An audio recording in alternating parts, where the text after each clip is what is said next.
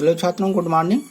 कक्षा 11 के NCERT पाठ्यक्रम अंतर्गत रसायन विज्ञान में आप हाइड्रोकार्बन तथा एल्केन नामक लेशन का अध्ययन कर रहे हैं। आज हम आपको बताने चल रहे हैं आइसो एल्केन। छात्रों, वे एल्केन जिनमें CH3 का होल ट्वाइस CH बॉन्ड उपस्थित होता है तथा यह समूह कार्बन के एक सीधी श्रृंखला से जुड़ा होता है। कहाँ से जुड़ा होता है? सीधी श्रृंखला से जुड़ा होता है, तो उसे हम आइसो एल्केन कहते हैं। जैसे देखिए, CH3 का होल ट्वाइस CH, इतने में देखिए मिल रहा है CH3 का होल ट्वाइस CH, और ये किससे जुड़ा है? CH3 से, इसलिए इसका नाम क्या हो जाएगा? आइसोब्यूटेन। टोटल कार्बन की संख्या 4 है, इसलिए इसका नाम ब्यूटेन है। क्योंकि इसमें पूर्व लग्न लगता है आइसो, इसलिए इसका नाम क्या होगा? आइसोब्यूटेन। दूसरा है हमारा CH3 CH CH2 CH3। यहाँ पर भी देखिए कि जो आपको यहाँ बताया गया है कि CH3 का होल ट्वाइस CH, तो CH3 का होल ट्वाइस CH से CH2 CH3 सीधी रेखा में जुड़ा है और इसमें कुल कार्बन संख्या 5 है, इसलिए इसका नाम आइसोपेंटेन होगा।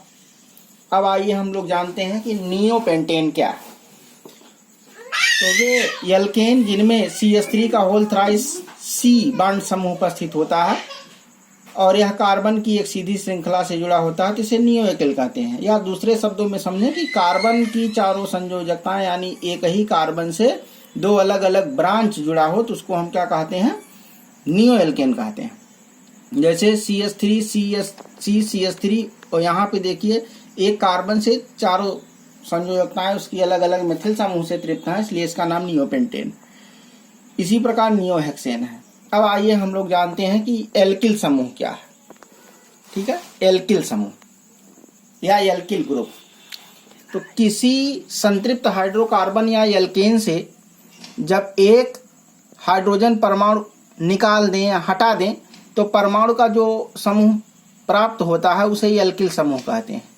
इसे कैपिटल R से प्रदर्शित करते हैं। किससे प्रदर्शित करते हैं? कैपिटल R से प्रदर्शित करते हैं। और इसी कैपिटल R के कारण ही जब हम किसी सामान्य एल्केन का सूत्र लिखते हैं तो R बॉन्ड H लिखते हैं। क्या लिखते हैं?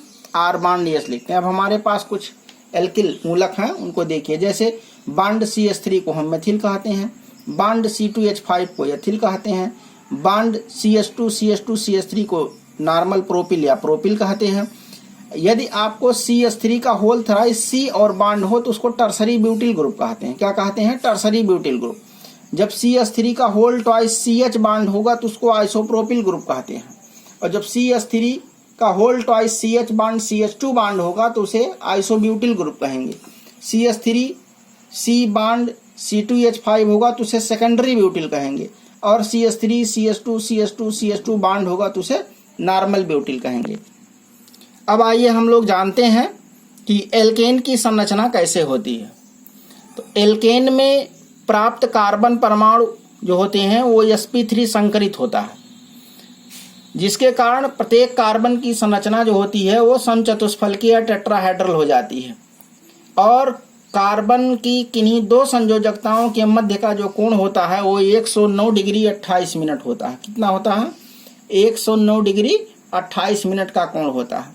किसी भी एल्केन में जो कार्बन की C बॉन्ड C की लंबाई होती है वो 1.54 एंगस्ट्रॉम तथा C बॉन्ड H की बॉन्ड लंबाई जो होती है वो 1.09 एंगस्ट्रॉम होती है। और C बॉन्ड C की बॉन्ड एनर्जी 82.76 किलो कैलोरी प्रति मोल होता है। यहाँ पर आप देखिए ये कार्बन का टेट्राहेड्रल स्ट्रक्चर है। तो इसके बाद का जो क्लास होगा वो आपको अगले क्लास में बताया जाएगा। धन्यवाद।